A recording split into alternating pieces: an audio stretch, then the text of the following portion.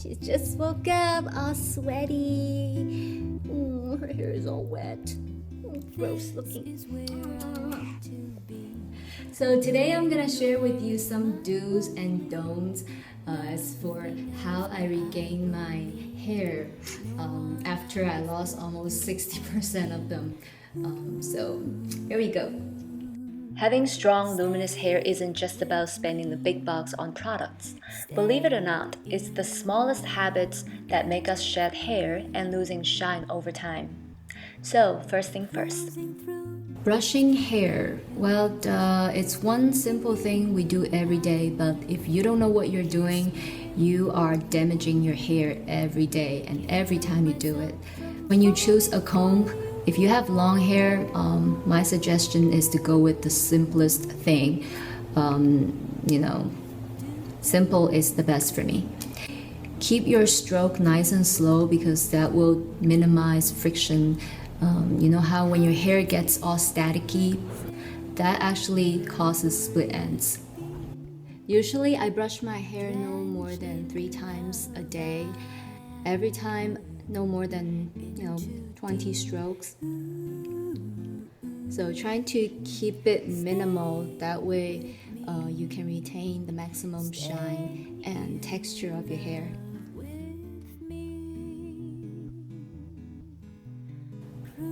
Aside from your DNA, good hair is really coming from within. It really indicates your health. Like I said in other videos, we are what we eat. If you are unable to keep up with a healthy, balanced diet or just too lazy to keep track, you can just do what I do, take vitamins. And I take this one a day. Multivitamins. It's very convenient for lazy people. With that, you can make sure you're all covered even though you're not watching your diet carefully. Besides diet, proper massage will also help our hair grow better. This is something I do every time before I wash my hair. Basically, I flip my hair upside down and I use a comb to massage my scalp. Make sure you use a comb that's not sharp at the tips. That way you don't hurt your follicles in the process of doing so. I spend about 2 minutes doing this. If you don't normally exercise, I also suggest this scalp massage every night before you go to bed.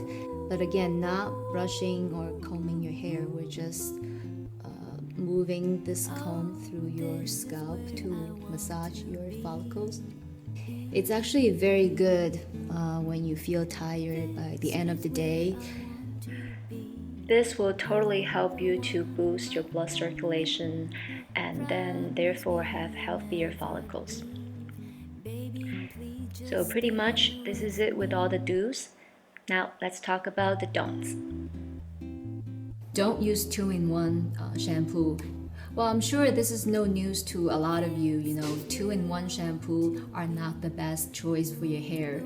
And also, I don't have any particular brand that I stick to because it's not a good thing to stick to just one kind of shampoo. I alternate, and especially when I travel, I do not carry my shampoo, so I'm not picky. And so far, I don't find any brand or specific kind of shampoo that's really bad or damaging my hair.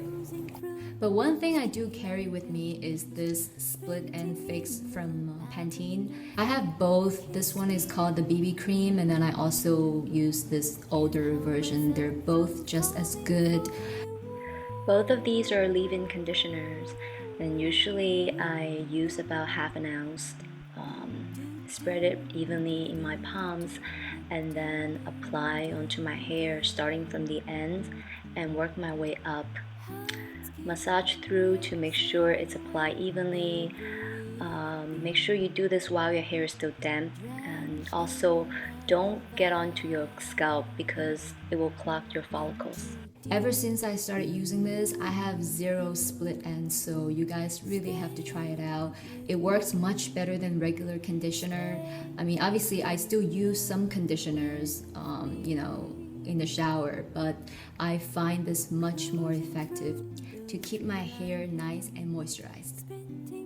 Wearing hat will cause you to lose hair is not a myth. Some people don't think it's true because, maybe you are born with better and stronger hair and good follicles. But at the end of the day, wearing hat for a long time and not letting your scalp breathe is not good for your skin and therefore not good for your follicle, because you'll be releasing more sweat and grease more than you normally would. Sometimes when I'm lazy, don't want to do makeup, bad hair day, I put on a hat as well. But I don't wear it more than 4 hours. So that way, especially if you're wearing a hat that's not breathable. So same rules apply for girls like to wear a ponytail or like what I'm doing right now, having a bun. Anytime when you are pulling your hair, with the unnatural tension, it's bad for your hair follicles. So therefore, I'm not saying your hair is gonna fall out, because we know it doesn't if you do it for a short period of time. But if you keep doing this, let's just say like over 8 hours per day, every day, you are shortening the lifespan of your hair. So I think a lot of people have this misconception that the more you wash your hair, the cleaner, the better. But that's actually not true, because I noticed, because I used to wash my hair every day, and for some reason by the end of the day I always feel so greasy and get kind of smelly, and I wonder why. Then I started washing my hair day and night, almost twice a day sometimes.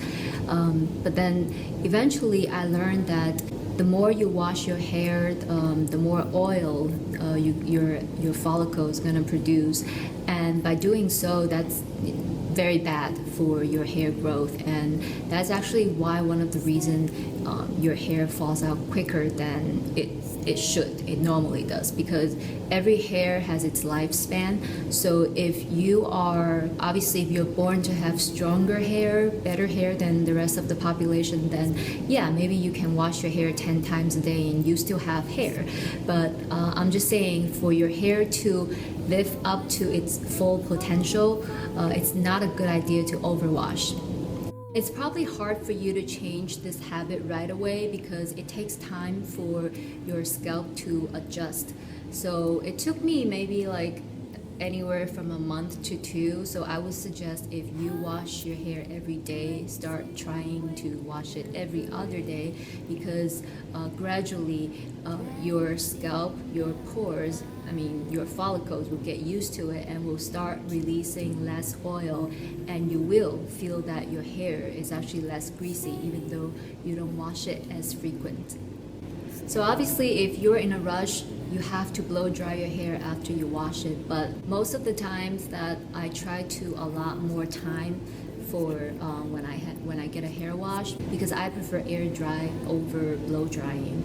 And then even for the days that I'm in a rush, I have to dry my hair quickly or I have to style my hair, I usually try to blow dry my scalp area only. So I don't really blow dry the end section of my hair.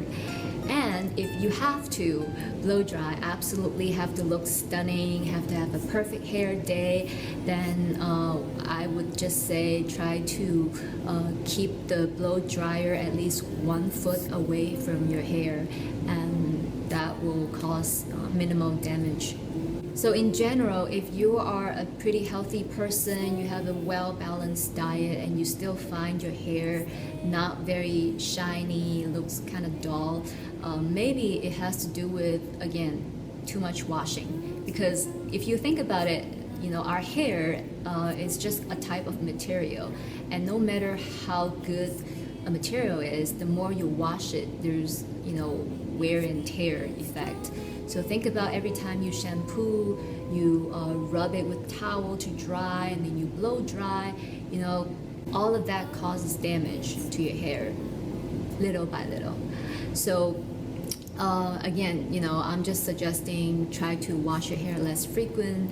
So if you just think about it, do the number, right? If you wash your hair once a day for a whole year, that means you'll be washing 365 times, versus me washing my hair every other 2-3 days, so average about 120 times a year, and that makes me washing my hair 200 something times less than you if you are washing it every day, after 1 year. So imagine if you're doing this, month after month, year after year, it really adds up to the total shyness and texture of your hair. So this is how I regained my hair in roughly 3 months, and I hope you find this helpful. Bye! Kissing mommy. Bye! If you like what I shared, please click like so that I know what you think, and subscribe for prom updates. Thanks again for watching. I'll see you next time.